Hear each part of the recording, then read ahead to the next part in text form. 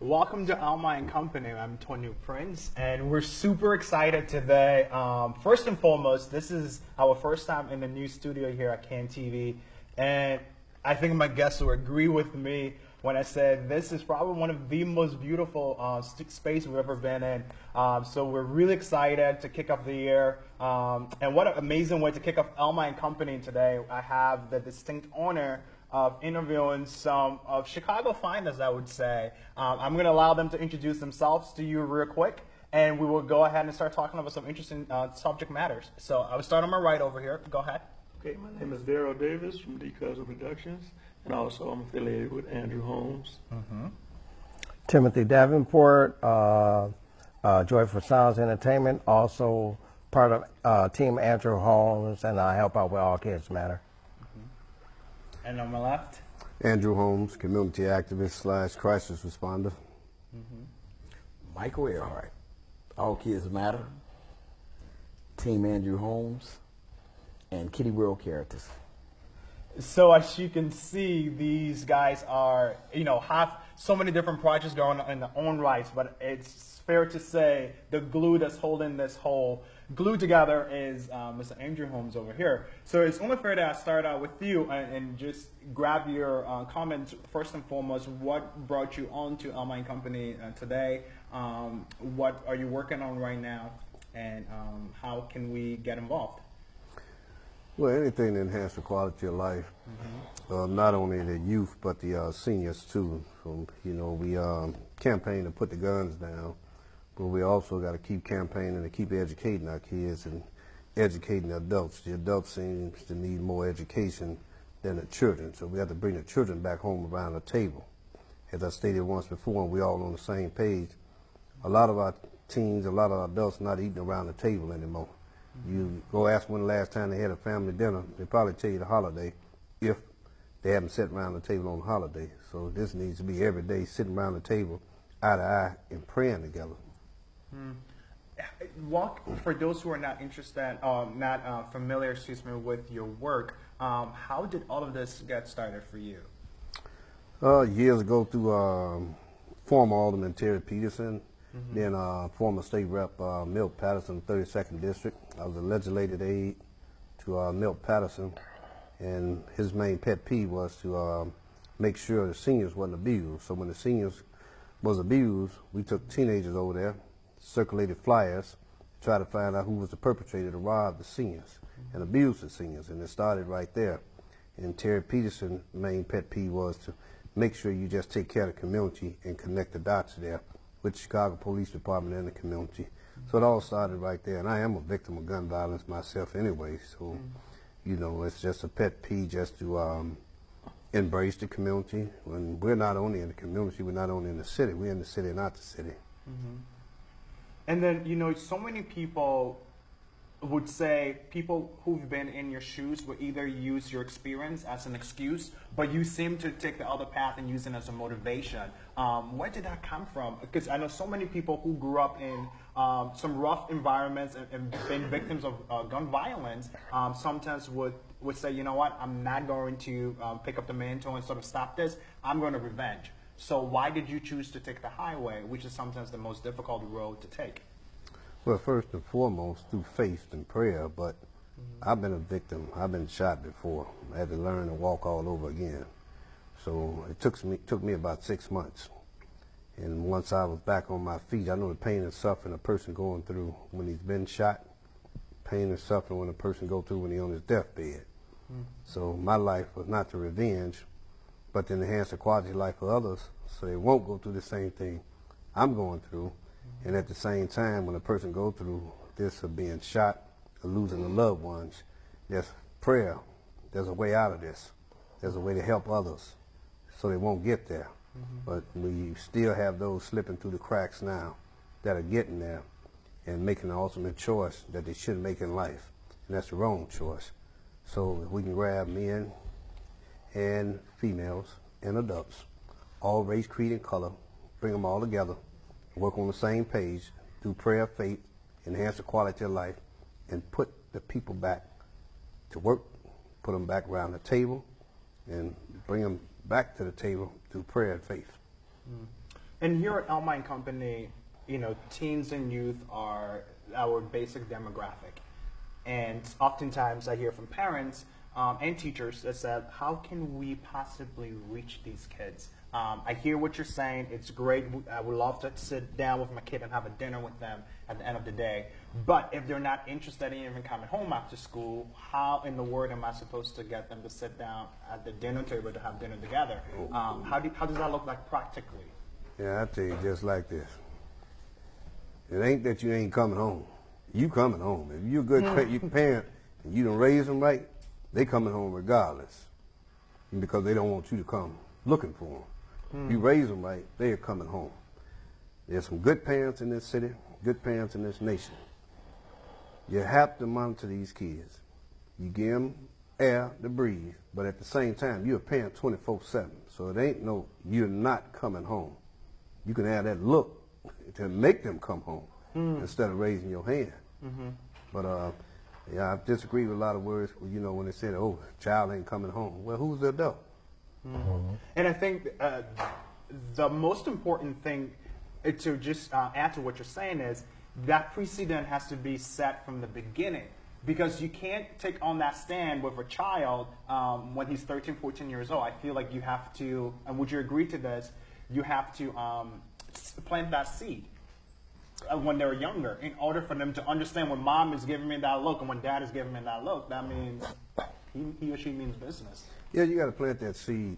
You know, you can't be a parent at 2, 3 o'clock in the morning, especially when your child needs you.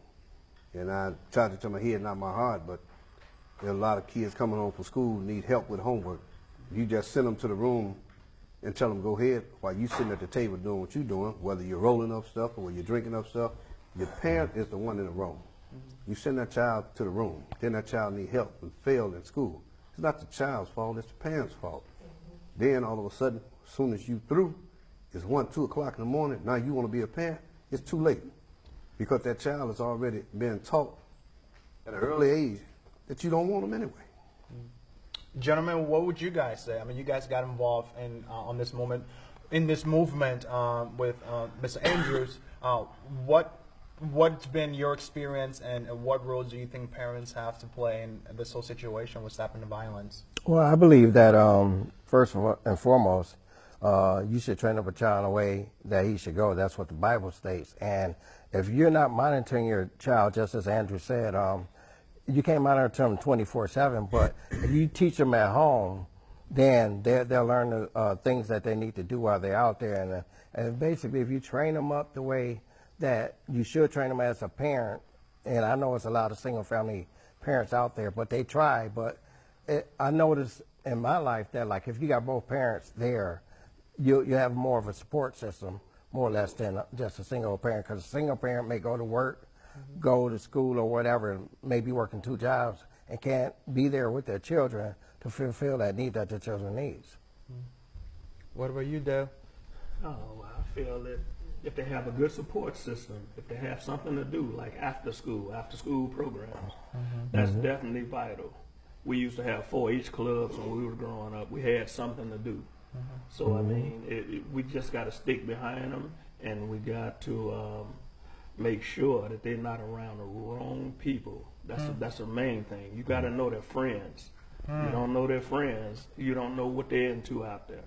And I think so many parents make the biggest mistake. I know as a millennial, I know parents who say like, oh, I would never go on Facebook or Twitter. Right. Like, I'm looking at you like, if only you knew what your kids were posting Exactly. online, you better be on Twitter, you better be on Facebook. Yes. Not that you want to be on there, but you know what I'm saying? What about you? I think me myself believe that we need to, if we can go back into the days where it takes a village, where we can get our neighbors. Everyone has to come to the table. When I was growing up, my neighbors can spank me. If I did something wrong, my neighbor would come out and deal with it. We need everyone to get involved. It's a lot of single parents now. So I believe that if we come together as one and take on this together as one, we can beat this. Because if if Andrew has kids, his kids out there setting fires in barrels, and I come walking down the street and I see this kid, I should be able to, come here, wait a minute, come here. And deal with him, and then take him back to Andrew and say, hey, I had to step up. I seen your kid just set this fire. I seen your kid throw that bottle. And I dealt with it, and then Andrew would deal with it. I think we need to get the morals of everything back to the way it was. I know we can't go back, but we can try.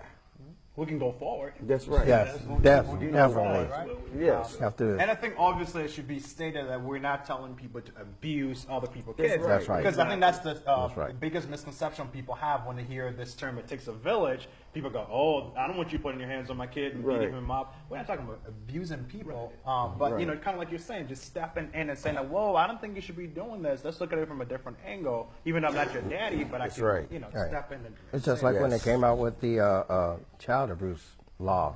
I mean, people whooping their child, chastising their children, that's not child abuse. That's trying to teach them right from wrong. I can see if you're abusing your kid in a way where you're just putting physical damage on them and stuff like that, that's different. But if you chastising your kid for something that they did wrong, I think that's okay, you know, because you're trying to teach them. And also, as a mental health professional, I always tell people, don't just beat a kid because you want to beat a kid. Right.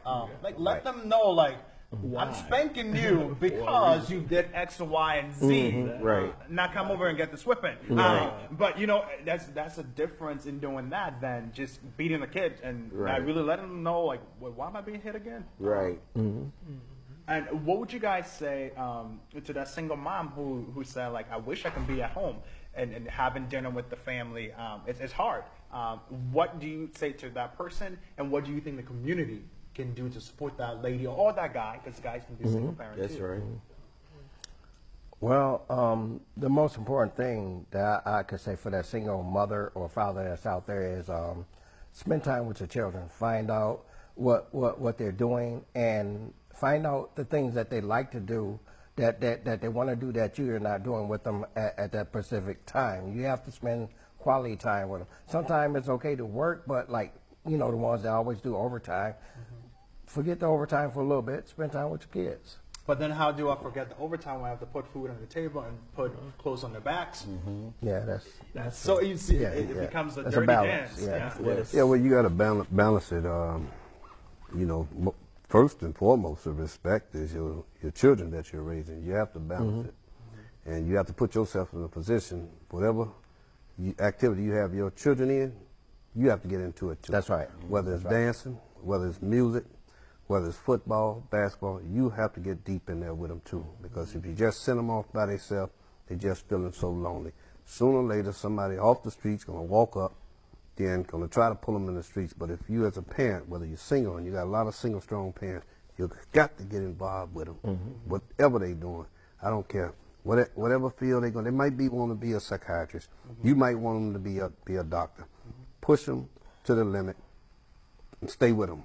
If he just wants to be a singer, hey, push him. Get him into some school where he can get his voice together. You have to stay behind him and stay focused with him. Mike, what were you going to say? I'm with that. I truly believe, like I say, once again, growing up, I had a single parent.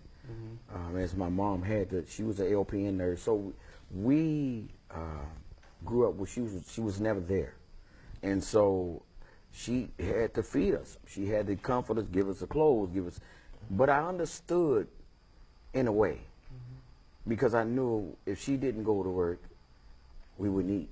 So sometime it hurt, sometime it didn't. I understood, but we wanted her there.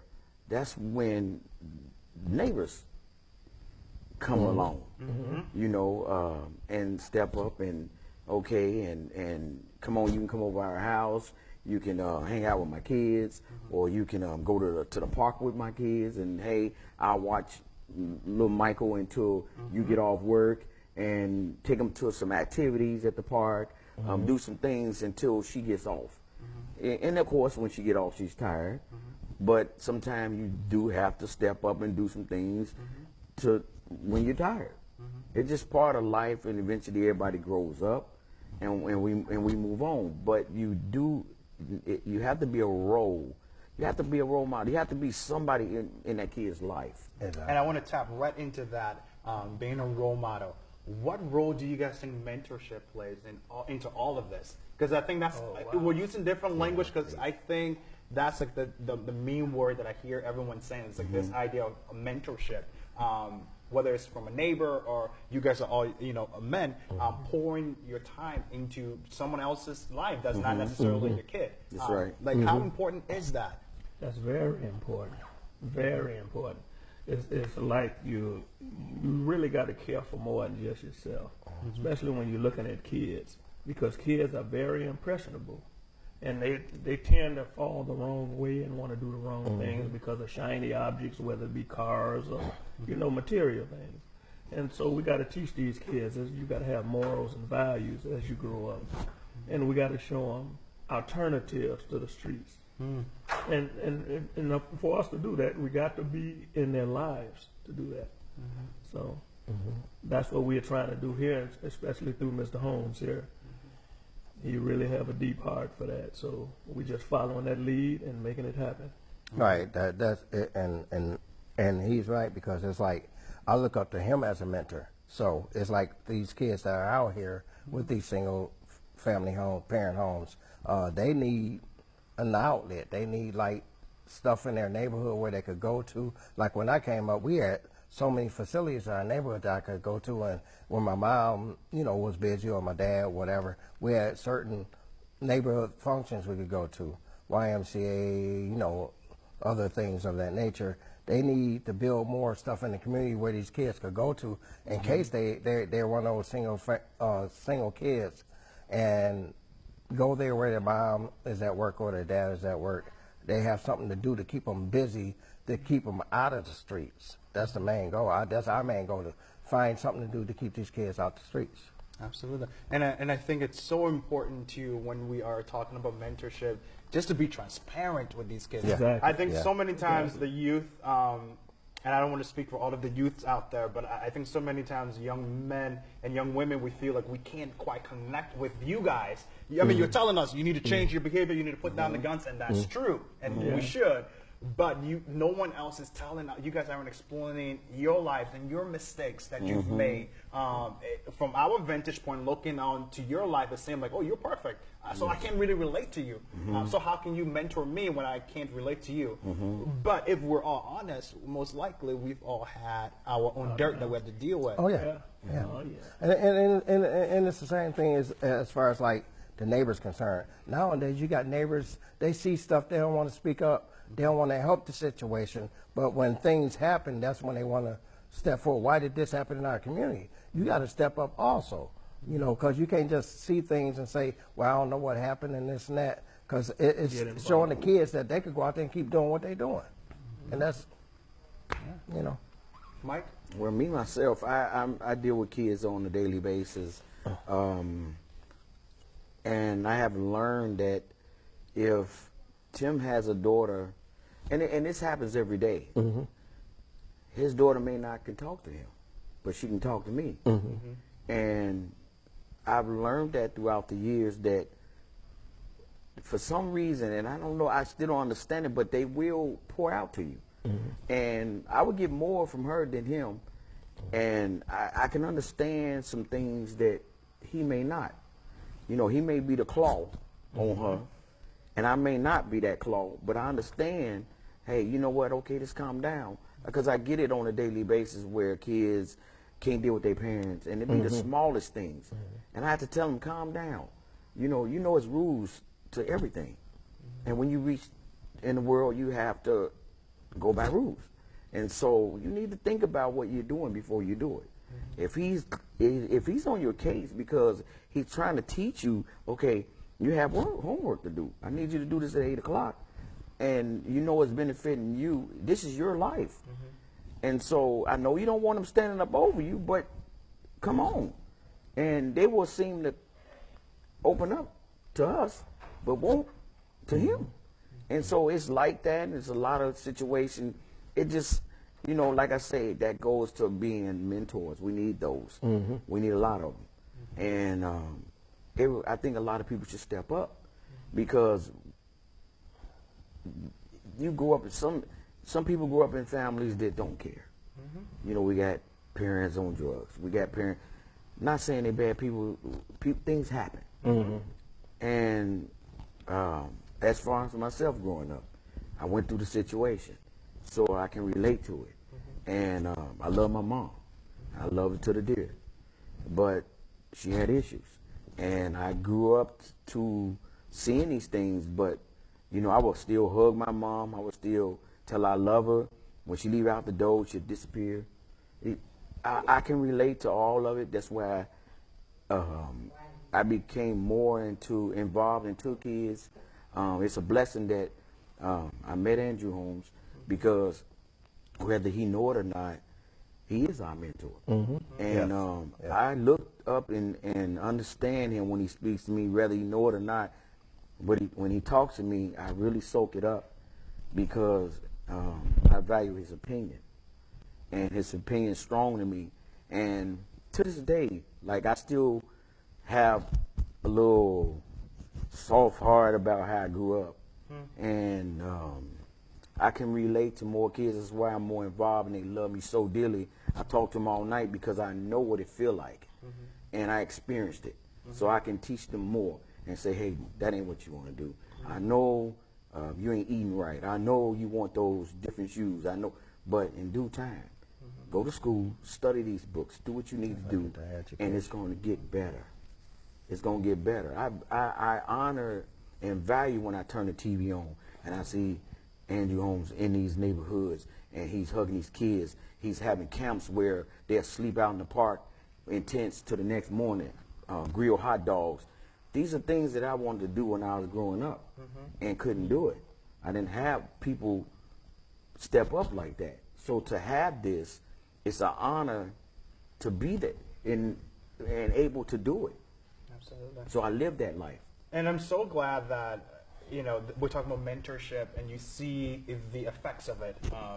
He mentored you guys in a way, and now definitely. you guys are doing the same Yes. thing to others. What would you say has been the greatest honor of being part of this All Life Matters movement? And this is for everyone in here. Well, it's a true statement. All lives matter. It don't matter what creed you are, what religion you are.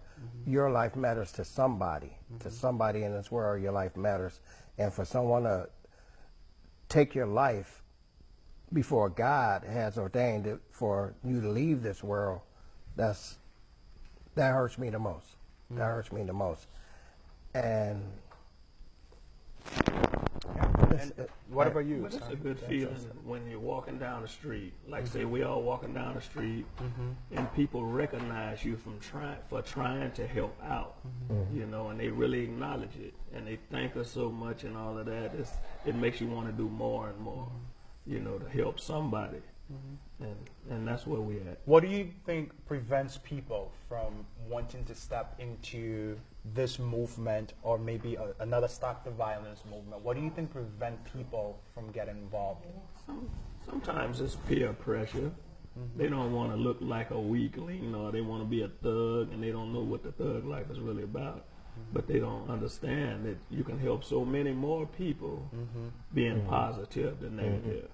And not only that, you know, you tend to have a fruitful life when you help others. most definitely. So. Your experience, Mike or Andrew? Things, fears, or whatever that prohibits people from getting involved into a movement like this? In so many ways, they let the drugs take over the body. Then sometimes you got to look at the parents. And I always go back to the parents because the root of what we're doing. And if you got a weak link, it's because of the parents. If you don't show them no tough love and stay on them, then it's your problem most of the time when your child goes the wrong way or make the wrong choice in life. Because see, there's $1 billion operation out here. When a child go missing, you got the predators, and that's because you're not teaching them. Because if you teach them, you used to teach them, if they put their hand on something hot, burn you. You put it on there, it's gonna burn you. Now, if you don't listen to your parents and then you put it on there, now you're hollering. Same thing with the criminals. Human trafficking is a billion-dollar operation. Child wants to leave. Don't listen to the parents. Now you're out there. Now we got to find them. Then they trying to show them some love out here on the street. Ain't no love out here on the streets. Only love out here on the streets is this fist in somebody's face, or that bullet's stopping somebody's heart. So we aim to be mentors to them, to show them a better way. Don't make that the wrong choice in life. Fantastic. Well, I think we have to take a quick break, and we'll be right back. I'm Elma. Okay. I want to send some love out to all our children. They say as a mind is a terrible thing to waste. So is a life. You kids, let's stop the kids killing kids. Or you can end up here.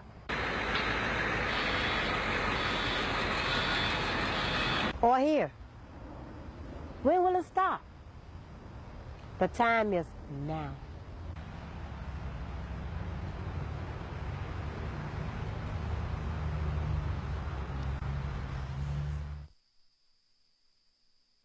And welcome back to Elma and Company. Well, definitely, I've been having an amazing conversation with these guys. Just what is the goal? What's the future goal for All Life Matters? And I really want you guys to speak into All Life Matters. So what is the goal for All Lives Matter? Woo, bring them together. Bring the people together. Yeah. Keep them happy. How does that look practically? You know what? It's looking good, and we ain't gonna never say nothing that's looking down. We looking up. We looking forward. Working with the characters, working with the DJs, working with my partner here who's in church and ministering in children. We bring it all together, bring the parents together, get them involved, keep the music going with them too, because the education is in the music, and we got to keep them laughing, and we got to keep them dancing, doing whatever they want to do with their hands, excitements. There you go. So I believe in reach one, teach one. Yes, sir. Yes, sir. And my uncle always told me, and education is your opportunity to compete. So you can't compete without the education, and stay out the streets. Come on, Dale, what you got? I find that music is a way to a lot of kids' hearts. Yes, real music. Real music. Yes. I've been doing music for 30 years now. So Oh, wow. I do it for the like of it, not just for the job. So I find that a lot of kids want to know how to do different things with music, and so they come and ask. And so that's a good way I mentor to them on music. All right, Michael? I believe that I believe that the kids' minds is a terrible thing to waste. I believe that they love to explore their minds. That's right. They love to explore their minds. And what I do is, with Kitty World characters, we let them explore their minds.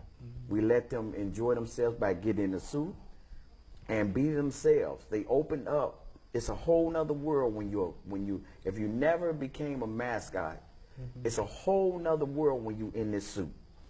And you would experience something you never experienced because you're more involved in making people happy. And if you see kids smiling and hugging you and saying, I love you, that's what they didn't receive at home. So, and this is suit too. Oh, that's the This ain't him. That's a character. Yeah. And I also wonder, because there's a max there somehow. That was good. I also wonder, because they're behind a mask, whether that makes it easy for them just to be themselves. Yeah. that's what it No, is. that's a good point. And they be themselves. It's in the heart. Yes, it is. It's in the Yeah. heart, man. Yes, it is. You got to teach them to keep others laughing, and just bring their spirit up. Yes. Keep that blood flowing. You know, someone can be at a saddest part, the lowest part of their life. Yes. Yeah. But, you know, working with Mike, Tim, Jail. and Daryl, Yeah. putting it all together, you can enhance quality of life and make a person live a little longer, because he may be finna leave here That's right.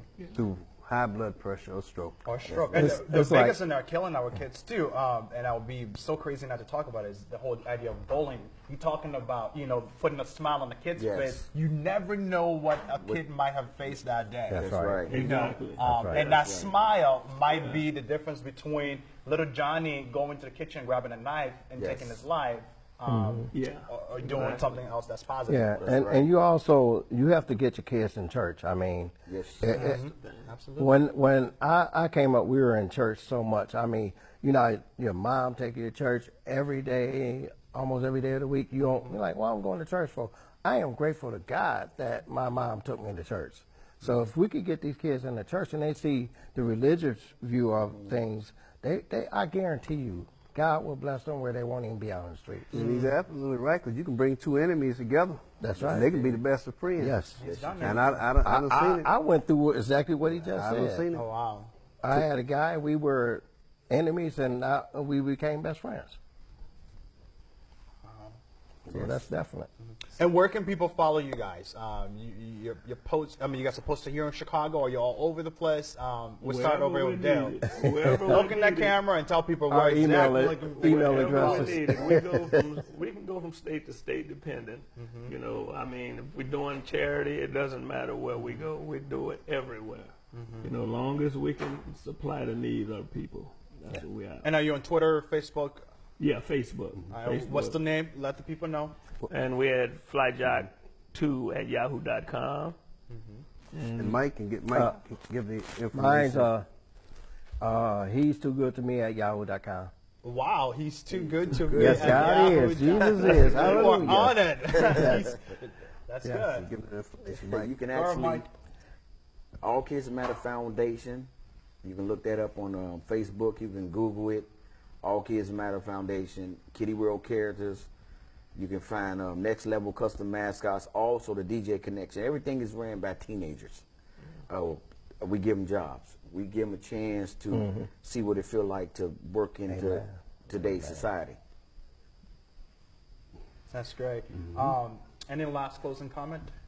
Well, you know, I'm just going to stay prayerful and faithful Yes. that, you know, nobody calls my 1-800 number, because that 1-800 number is only used for when a person commits a crime, a homicide, or domestic violence, or a missing person. That number is 1-800-883-5587, 1-800-YOU-TELL-US. That's not a personal number to call me. That's only a personal number that you can leave any information about a crime that has been committed. Other than that, enhance it with the rest of the numbers in the Facebook page and the websites that you have just heard. Fantastic. Well, it's been an amazing conversation, and I hope you guys have learned a lot about what these guys do with All Life Matters. Right now, we have the honor to go to the DJ, and I'm going to let you guys take it away.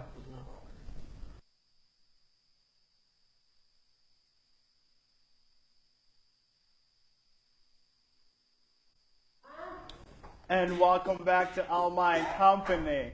Right now we have a nice treat for you guys. I'm going to allow my guy Mike to do the proper introduction of something he's been working very hard on. And so take it away, Mike. Yes, I'd like to introduce you all to some real dancing.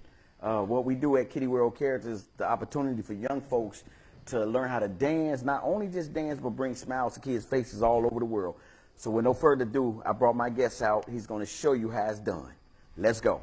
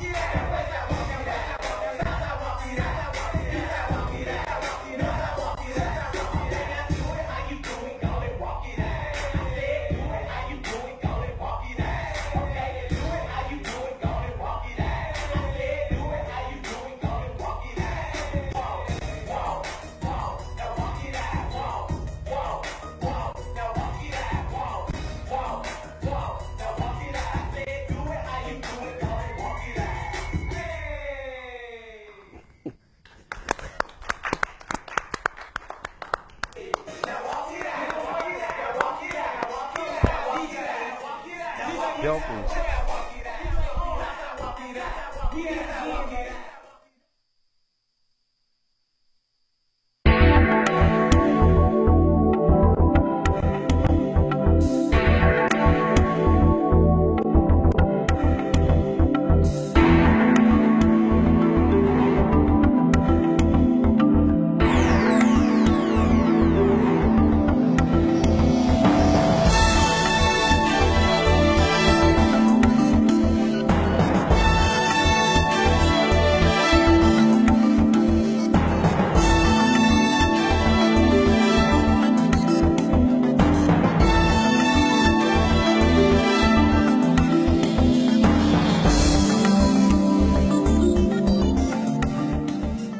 Send a little love out to the kids. They say that a mind is a terrible thing to waste. So is a life. So I just want to tell you that you can end up here or you can end up there.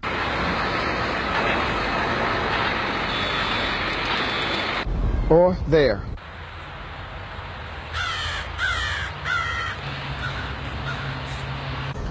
It's about time that all this madness stopped. Thank you.